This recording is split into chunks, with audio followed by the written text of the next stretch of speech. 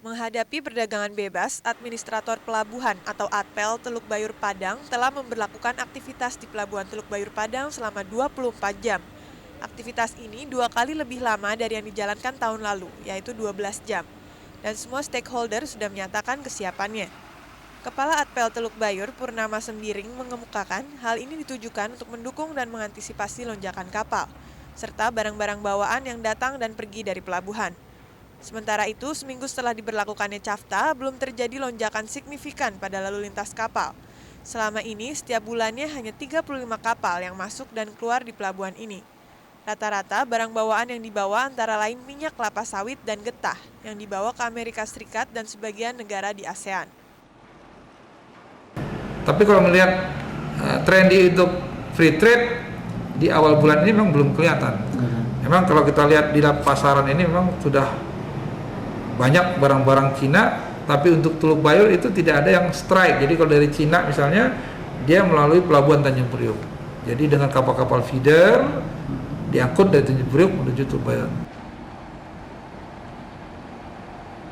Menurut ATPEL Teluk Bayur, tidak ada kekhawatiran dalam pelayanan kapal yang masuk ke pelabuhan. Semua fasilitas dan pengamanan sudah berstandar internasional. Setidaknya 11 kapal bisa melakukan bongkar muat di pelabuhan karena pelabuhan memiliki 5 dermaga yang cukup luas. Dari Padang, Sumatera Barat, Bonar Harahap, Metro TV. Itu kosong itu kerjanya di lantai 21 semua itu di ruangan kosong. Yang kemarin bulan Oktober itu penerimaan itu. Yang lewat yang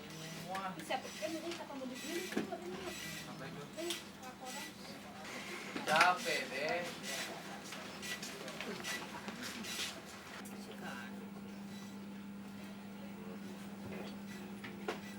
Sekarang bisa nyawa pegawai se-DKI ini. Ruangan juga agak sempit ya, agak gede ya. Alek, ntar metro ada, Alek. Nengok, Metro Mini. Metro Mini. Dulu ya. Oke. Jam berapa ntar, Mas? 723 626.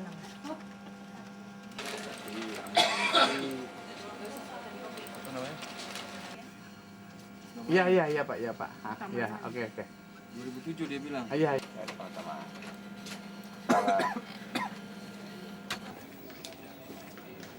Ganti rawan terlambat.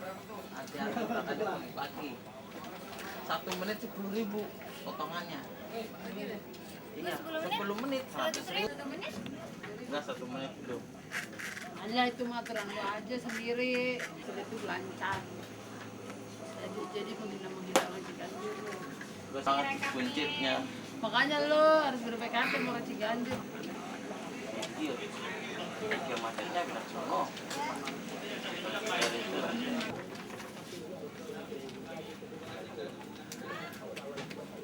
Di situ, Bu.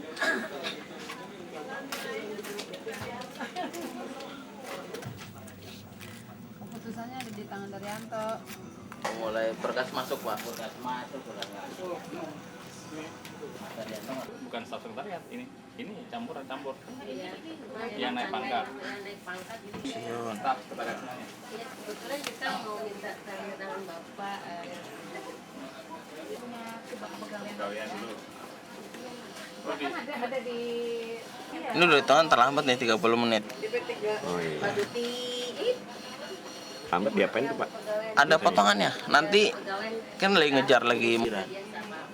Jadi kinerjanya berapa, kehadirannya itu nanti ada izin, ada alfa, ada terlambat. Ini lampiran yang itu. Oke. Bagian ini ya. Untuk Ini kan waktu itu dia juga mau bapak masuk. ini ada siapa? Di sini. Iya udah. Oke. Bawa deh. jawab dulu. Aku merasa rekap nilainya udah.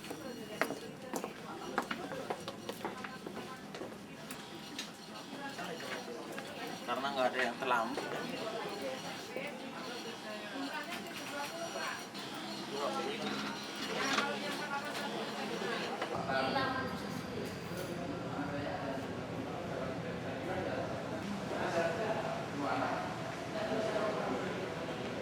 Tahun 2012 yang atau gue maju banget.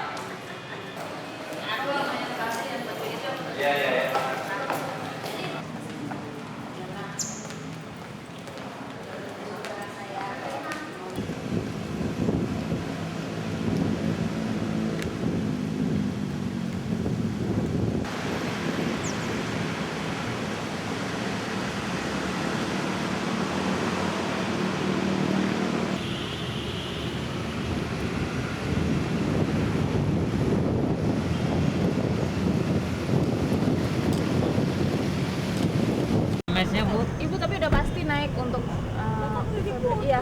naik. 5%-nya itu dibayarkan di Tetap terhitung sejak Januari. Dihitung. Nanti PP-nya kita lihat, saya lupa PP-nya udah selesai belum. Rasanya sih sudah ya. itu nggak termasuk pejabat negara setingkat menteri dan Nggak ada Mbak, jangan dilebar-lebarin kemana-mana ya. dan itu dibayarkannya kapan Bu? Sejak Januari terhitung, tapi saya lihat PP-nya udah terbit. PP-nya kan di perbendaharaan. terbit langsung dibayar gitu. Tanya perbendaharaan cek. Biasanya proses Disusun segera ya langkah-langkah non tarif barrier. Karena sekarang tarif barrier sudah tidak mungkin, semua sudah menjadi nol. Non tarif barrier itu banyak sekali. Ya, misalnya kita bisa gunakan dengan isu kesehatan. Ya, waktu itu ini BP POM itu kan dia bisa membuat list ya. Mana produk-produk yang ini tidak bisa menurut Undang-Undang Indonesia tidak bisa masuk. Kemudian ada di Departemen Pertanian, dia memiliki Dewan Karantina, Dirjen Karantina ya. Di situ dia bisa membuat list mana yang bisa masuk. Ini yang dilakukan oleh banyak negara. Jadi ini harus bersegera. Tidak kemudian kita akan selesaikan dengan infrastruktur, kita selesaikan dengan administrasi. Itu bukan penyelesaian jangka pendek. Ya, jadi pemerintah itu dipaksa untuk kita paksa untuk membuat langkah jangka pendek, langkah menengah dan panjang.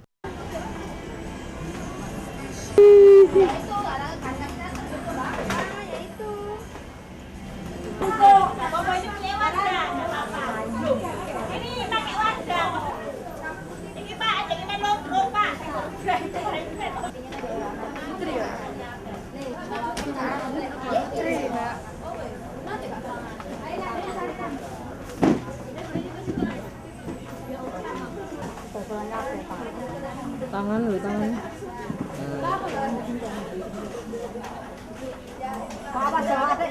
Bapakku. Ada bapakku dulu apa kau nak awas.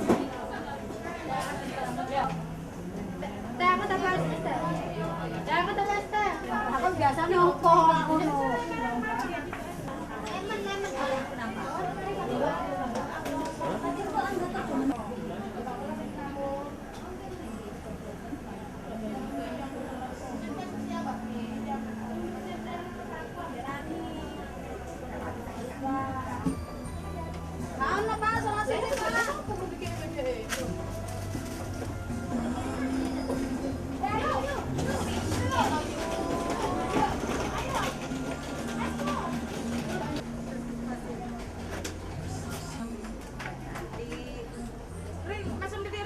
Mesem titik Jimmy Celeng.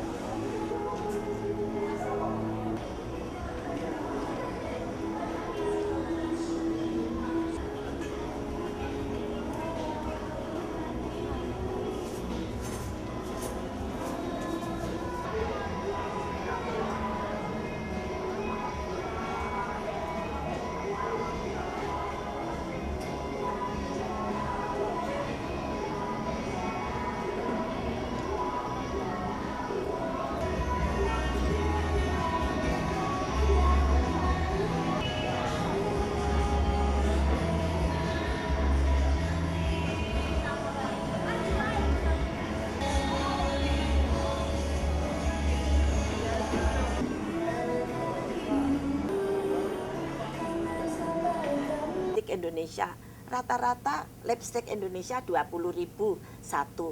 Di sana masuknya 20.000 selosen misalnya begitu. Itu kecil-kecil tetapi selosen. Jadi warnanya macam-macam. Tapi apa kita bisa bersaing dengan harga yang begitu beda? Jadi bagaimana kalau kita masih memiliki produk-produk yang belum bisa bersaing, tentu harus juga dilindungi. Artinya berilah kesempatan untuk kita bisa mengembangkan diri kita untuk bisa bersaing bebas. Nah, apa yang perlu dilindungi adalah tentu yang belum bisa bersaing. Ya.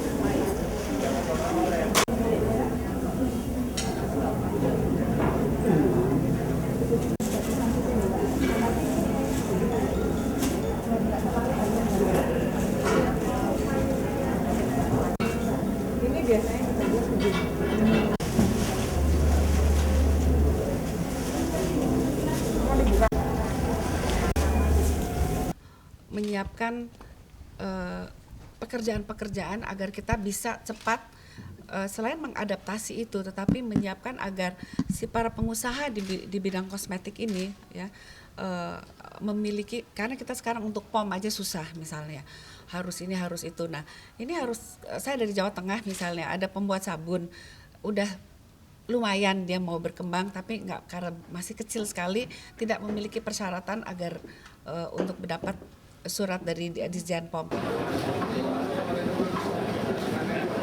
Kunjungan Menteri Koperasi dan Usaha Kecil Menengah Syarifuddin Hasan ke Pasar Tanah Abang, Jakarta Pusat ini untuk meninjau persaingan dagang produk China yang belakangan ini banyak membanjiri pasar Indonesia. Dalam sidak tersebut, Menkop UKM menjumpai berbagai macam produk tekstil asal China yang dijual di pusat grosir Pasar Blok A Tanah Abang. Produk China yang membanjiri Pasar Tanah Abang kebanyakan seperti celana jeans. Tak ketinggalan pula baju anak-anak maupun perempuan juga banyak ditemui di tempat ini. Menurut salah satu pedagang, Sanudin, meski tempat ini banyak menjual produk tekstil asal China, namun konsumen masih lebih tertarik membeli produk tekstil lokal. Sementara itu, Syarifuddin Hasan menegaskan pihaknya akan tetap memantau membanjirnya produk asal China ini. Salah satunya dengan menggenjot sektor UKM, agar mau meningkatkan kualitas produk sehingga mampu diminati oleh konsumen. Dari hasil pengamatan di lapangan, secara random menunjukkan bahwa ini bukan dari saya ya. Saya melihat dari pelaku usahanya, kemudian dari konsumen ya, yang belanja. Saya melihat bahwa pertama kualitas produk Indonesia itu lebih bagus, ya kan? Kemudian yang kedua, konsumen melihat bahwa memang produk Indonesia itu jauh lebih bagus kualitasnya dibandingkan dengan produk-produk Cina khususnya. Yang kedua, harganya juga lebih murah. Produk tekstil asal China diakui lebih banyak variasinya, dengan kualitas lebih baik dan harga yang lebih murah dibandingkan produk tekstil lokal. Dari Jakarta, Muhammad Rifki, Metro TV.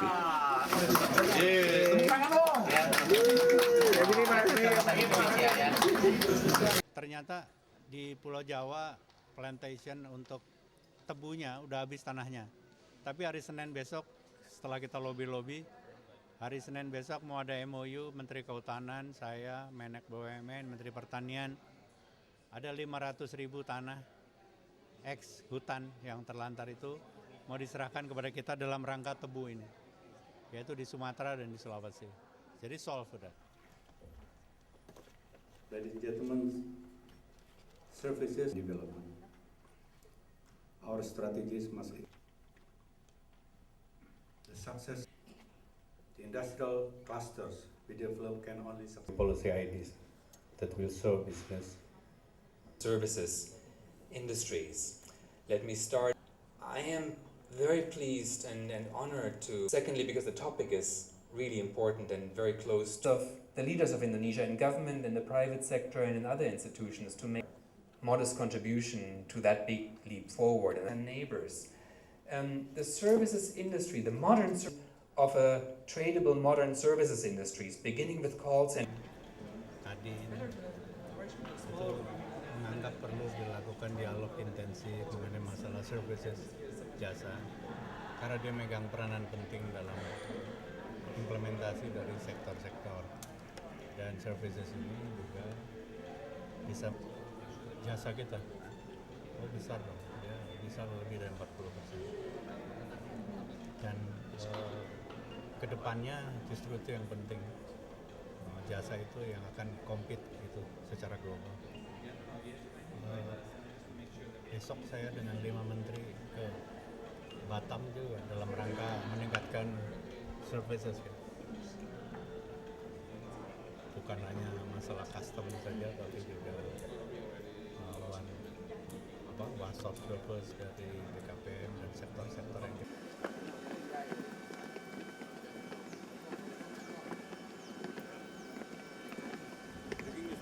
nggak boleh.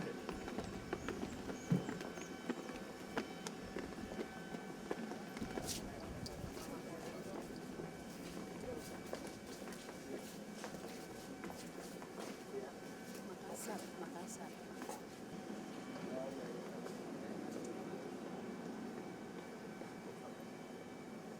Balongan. Kalau nak ditandain laju.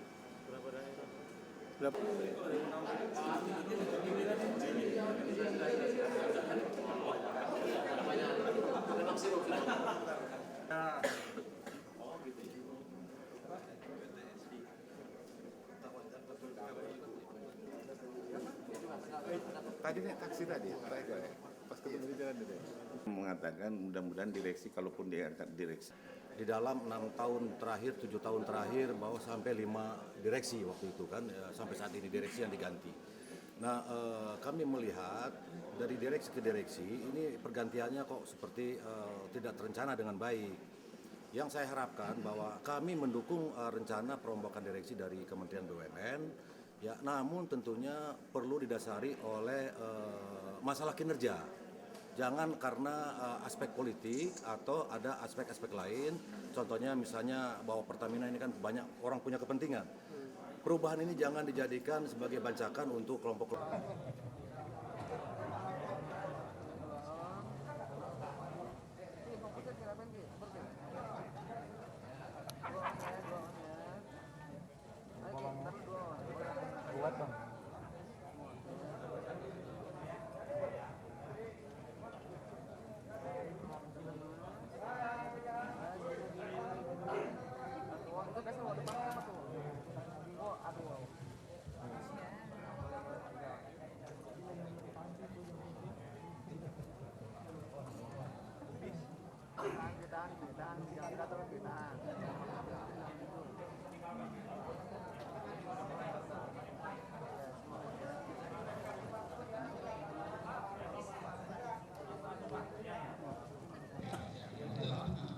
Dari rekan wartawan, kami ucapkan terima kasih dan agar bisa segera dimulai, kami mohon untuk mundur ke bagian belakang.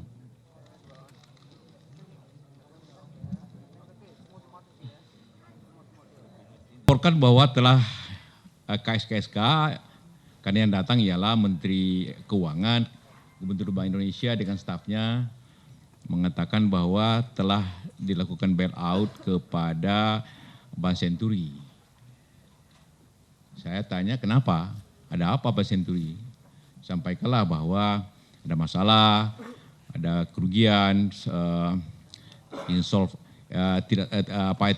likuidnya tidak habis, likuiditasnya habis dan tidak solvable itu macam-macam. Santai kenapa? Karena pemiliknya mempermainkan banknya, mentransfer keluar surat berharga bodong dan sebagainya. Karena itu saya langsung tanggap, kenapa bikin bailout? Kalau itu ini perampokan namanya, masa orang perampok dibantu, itu aja.